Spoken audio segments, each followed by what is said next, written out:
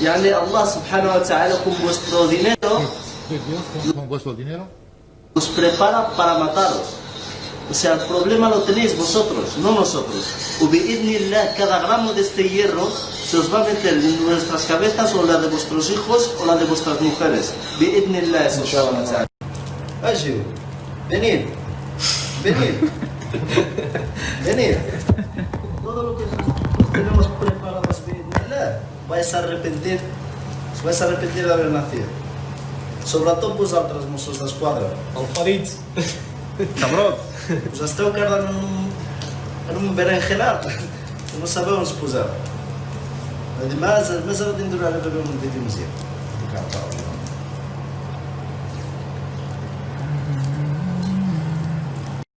Esto, hermanos, no cuesta nada de hacer. Lo único que te hace falta es imán. Imán billah. tener fe en Dios.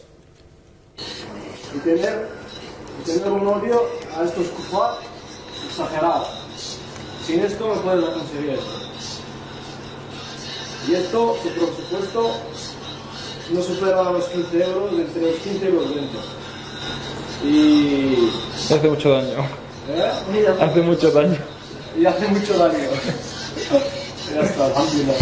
Vale, ahora sí, Wow. esto es una granada de mano improvisada, pero que hace su trabajo.